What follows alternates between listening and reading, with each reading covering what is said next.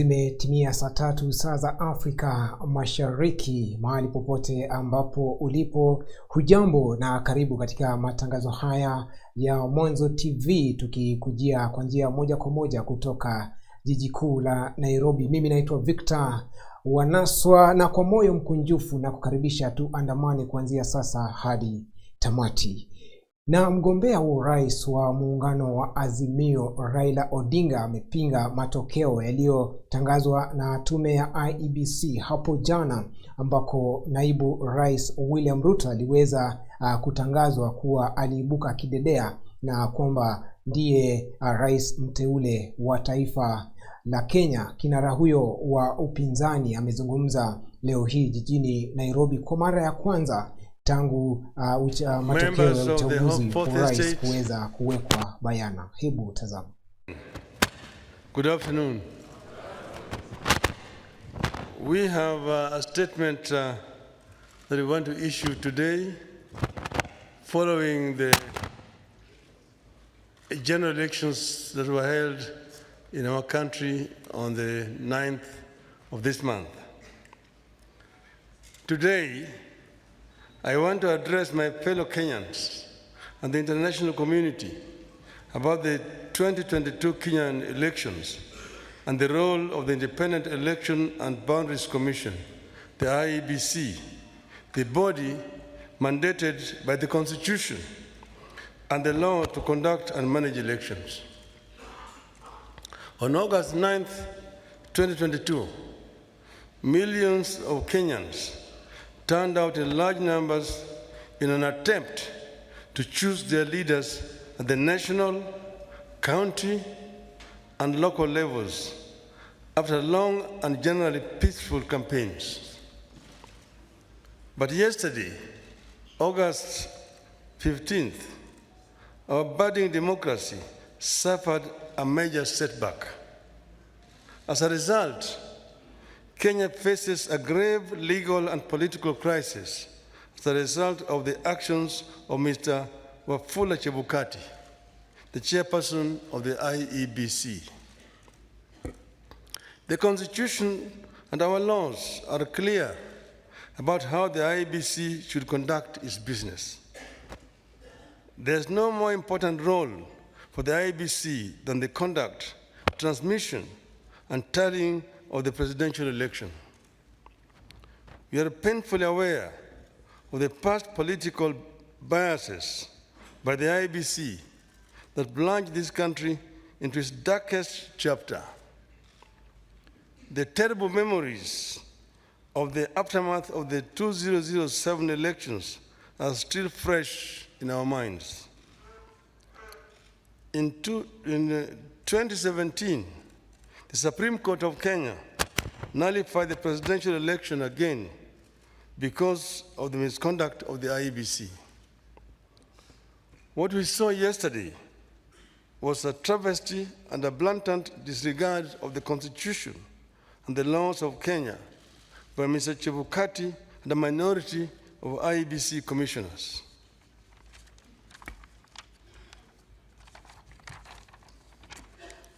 The law is clear on the role of the chairperson of the IEBC. The law does not vest in the chairperson the powers of a dictator to rule the IEBC unilaterally.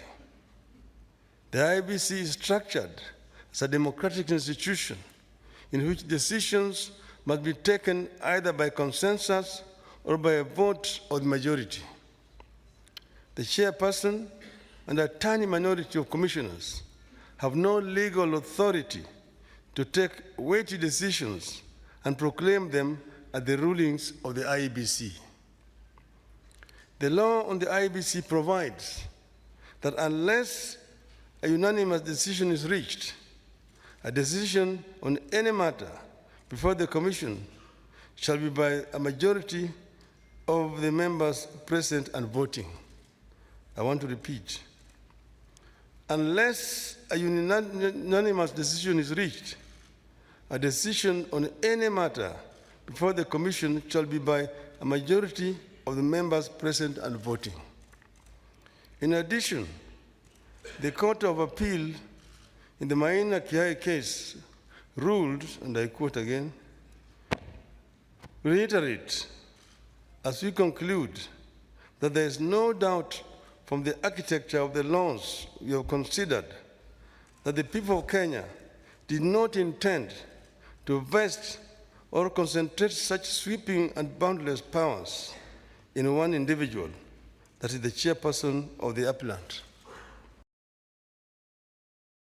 Na hisia zimepanda miongoni mwa wakazi wa Nairobi wanaomuunga mkono kinara wa upinzani Raila Odinga, ambao wanashikilia kwamba mwenyekiti wa tume huru ya uchaguzi na mipaka Wafula Chebukati alikiuka katiba kwa kumtangaza naibu rais William Ruto bila kuafikiana na makamishna wote wa tume huru ya uchaguzi nchini Kenya IEBC. According to the election results that were aired yesterday by the chairman, Wafula Chebukati, we are not in agreement with those results because many legal requirements were not followed. And even we have heard from our Azimio presidential candidate Raila Odinga, we have seen very clear that even the commissioners were not in agreement with Chebukati, and we can't accept that. We are going to follow what's required by the Constitution. Kenya is a sovereign nation, and as per the Constitution of 2010, we are very clear. We are going to go to the court. We are going to follow the Constitution, and we are going to use our Supreme Court to make sure that the order of Kenya is covered. Majina ni Maslin Wahwera. Matokeo yenye litangazwa hatuwezi chukulia kwa sasa, isipokuwa kile tunaomba Chebukati akuwe mtu wako transparency, asimame na ukweli wake. Kama ni huyu ameshinda hatujakataa, ila tunataka tu akuwe mtu anaongea ukweli, kwa sababu hatutasababisha kila wakati watu kuuana, kupigana juu ya mtu mmoja. Election ya Kenya inafaa ikuwe fair. Kila mtu ako na huru ya kusimama na ukweli wake, na kila mtu ako na huru ya kusema nani mshindi bila kupendelea side nyingine ama kuonea side nyingine. Sisi tuko hapa tunataka ukweli, na kama ni ukweli ibaki ukweli, na kama kuna tashwishi akubali, maana kila mtu anamwangalia na hatutapigana. Kile ningesema ni kwamba kutokana na matangazo ile Wafula Chebukati alitangaza jana, Wafula Chebukati amefanya kitendo cha uhuni. Amefanya kitendo cha uhuni kabisa Wafula Chebukati, kwa sababu nisema ametenda kitendo cha uhuni katika nchi yetu. Sasa hii Kenya ingekuwa inachomeka kama sio wafuasi wa Azimio wakuwe watu wanapenda amani. Watu wa Azimio wanapenda amani kabisa.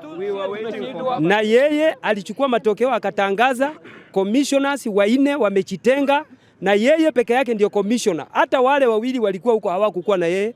Alikuwa Wafula Chebukati peke yake, na kisheria haitakikani atangaze uchaguzi akiwa commissioner peke yake kulingana na Constitution. Okay, si tumekataa. Kura irudiwi.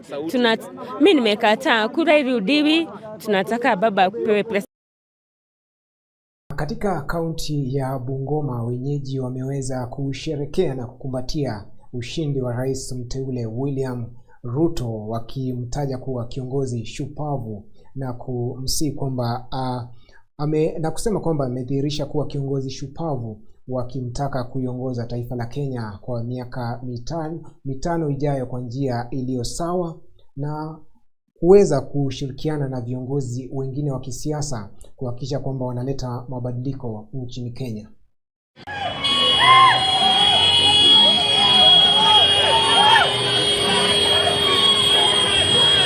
Kitu ya kwanza nataka kushukuru mheshimiwa chairman wetu wa IEBC Bwana Chebukati kusimamia uchaguzi na kuweka uwazi. Kama sisi watu wa Bungoma, wakati tulikuwa tunafuatilia matokeo, tuliona matokeo yalikuwa ya uwazi na tukaridhika na hiyo matokeo. Sasa watu wa Bungoma, na nataka kuambia mheshimiwa rais William Ruto, hapa Bungoma umesaidia watu wa bodaboda sana. Kuanzia 2014 ulikuja hapo ukatufanyia harambee. Umetembea karibu sub county zote zenye siko Bungoma county, umepeana kila sako 1 million. Na haukuwa rais, ulikuwa deputy tu. Na sasa hii umekalia kiti, sasa wewe ndio rais. Kwanza nataka nishukuru wana bodaboda kutumisha amani.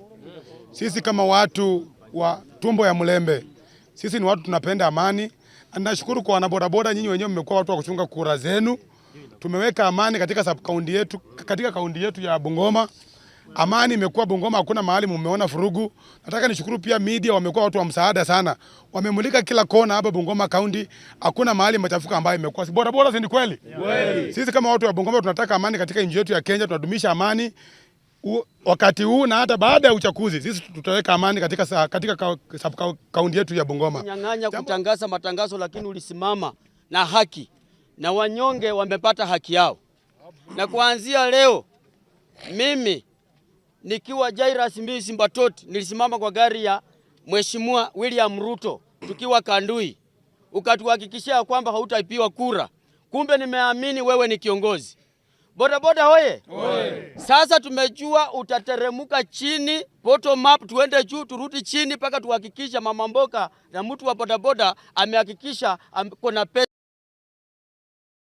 Tume huru ya uchaguzi na mipaka nchini Kenya IEBC wakiongozwa na naibu mwenyekiti Juliana Cherera wamejitokeza na kuelezea kwa nini hawataki kuhusishwa na matokeo ya uchaguzi uliomtangaza William Ruto kuwa mshindi. Wanne hao walipinga matokeo hayo ya uchaguzi wa tarehe 9 Agosti na kuahidi kutoa maelezo ya kina kuhusu ni nini haswa kilitokea wakati wa kuhesabu kura hizo za urais. Akizungumza na vyombo vya habari, makamu mwenyekiti wa tume hiyo nchini Kenya Juliana Cherera amefafanua hoja zao zilizowafanya kuwafikia uamuzi huo. Hebu tazama.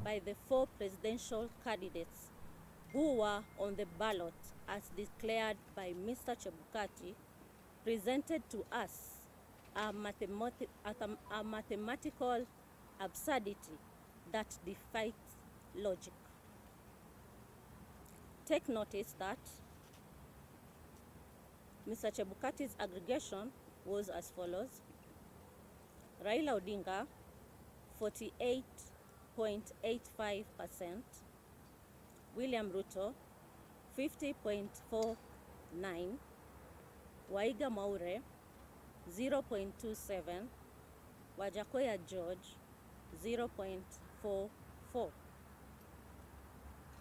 This summation gives us a total of 100.01%.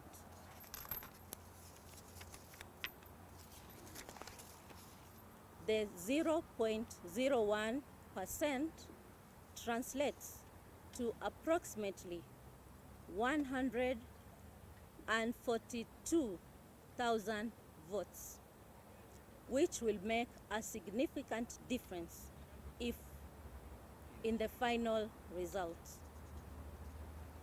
We therefore decline to take ownership of the said results because the aggregation resulted in a total exceeding the percentage of 100, which cast doubt on the accuracy of the source of the figures tallied, and when we demanded that we verify our record, the chairman declined, overruled us, and insisted on declaring and announcing the said results.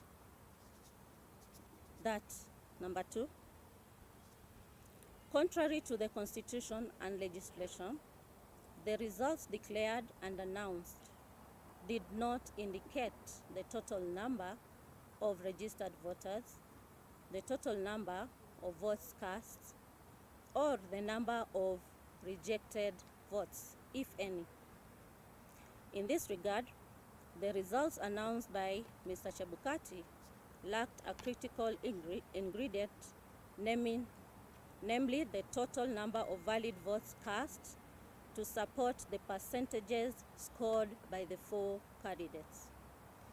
Unless demonstrated otherwise, we all know that the percentage is essentially a fraction of a whole number.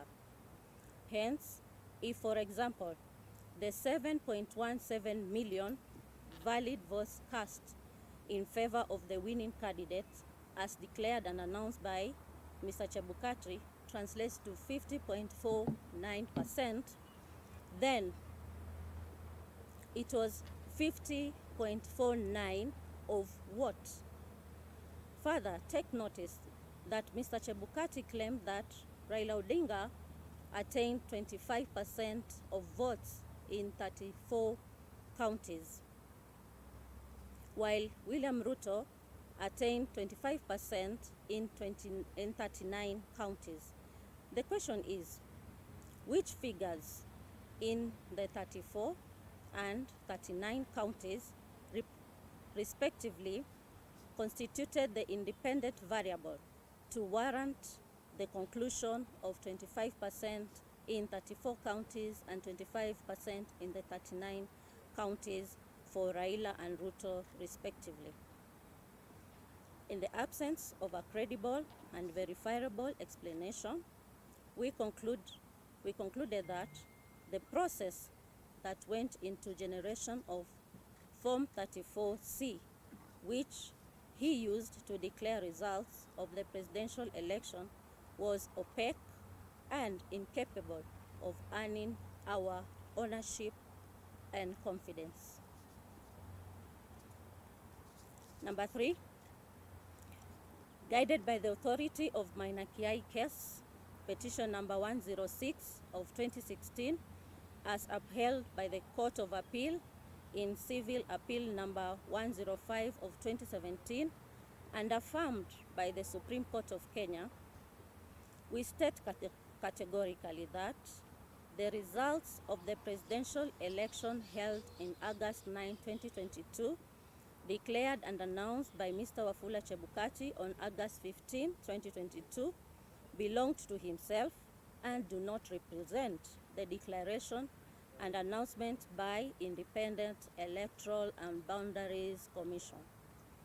The Commission has to process the results before they are declared and announced by the chairperson.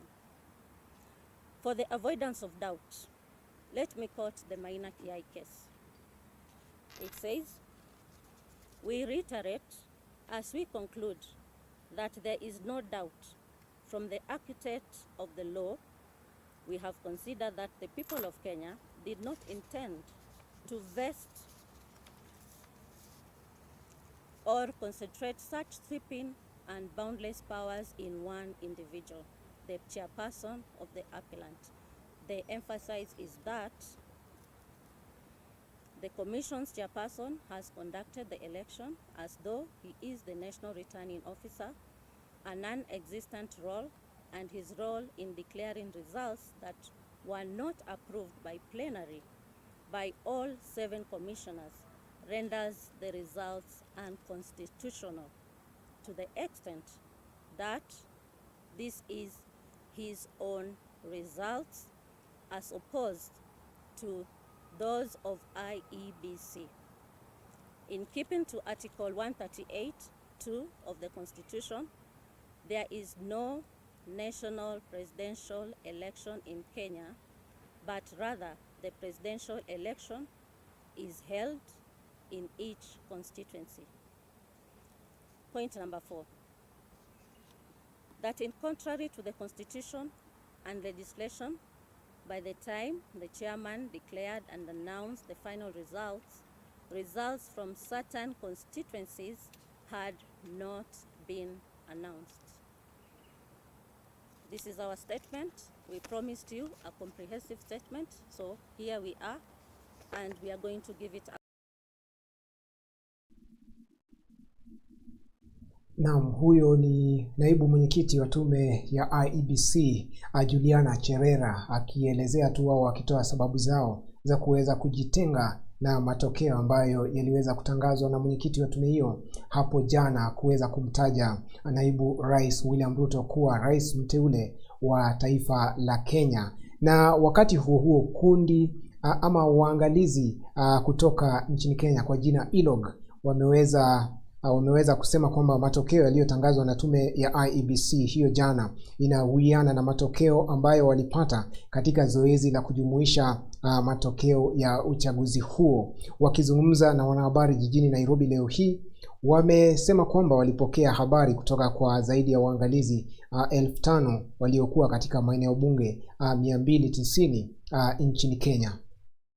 Are consistent with IEBC's official results for the 2022 presidential election. In light of our assessment of the election day processes, and given that IEBC figures fall within the projected ranges, the PVT projections therefore corroborates the official results. The results transmission system worked much better than expected, with over 99% of scanned images of the 34A and 34B posted on the IEBC web portal. However, we are extremely concerned about the chaos that broke out at the National Tallying Center at Bomas of Kenya, as well as a split within the IEBC, leading to some commissioners to quit from the tallying process and issue their own statements prior to the announcement of the presidential results. The 2022 general elections registered improvements from the 2017 process and culminated in an enhanced, open and secured results. Na mtazamaji, kumbuka muungano wa Azimio One Kenya leo hii umeweza kudokeza kwamba huenda watakuwa wanaelekea mahakamani kupinga matokeo yaliyotangazwa na mwenyekiti wa tume ya IEBC Wafula Chebukati. Na kumbuka katiba ya Kenya inatoa mwanya au inatoa nafasi kwa wawaniaji wa urais kuweza kuwasilisha kesi katika mahakama ya upeo ndani ya siku 7 baada ya rais mteule kutangazwa na tume huru ya uchaguzi na mipaka. Hivyo basi muungano wa Azimio One Kenya huko na siku 7 kuweza kuwasilisha kesi katika mahakama ya upeo ili kuweza kupinga matokeo ambayo yaliweza kutangazwa jana kumtaja naibu rais William Ruto kuwa rais mteule wa Kenya. Hivyo basi macho yote kwa sasa yatakuwa yanaangaziwa katika mahakama ya upeo kuona iwapo watakuwa wanafanya hivyo au la. Na kufikia hapo ndipo tunatamatisha matangazo haya ambayo yamekuwa yakikujia kwa njia mbashara kutoka jiji kuu la Nairobi ndani ya runinga ya Mwanzo TV. Mimi naitwa Victor Wanaswa, na kwa niaba ya wote ambao wameweza kufanikisha matangazo haya mimi nasema alamsiki. According to the election results that were aired yesterday by the chairman, Wafula Chebukati, we are not in agreement with those results because many legal requirements were not followed.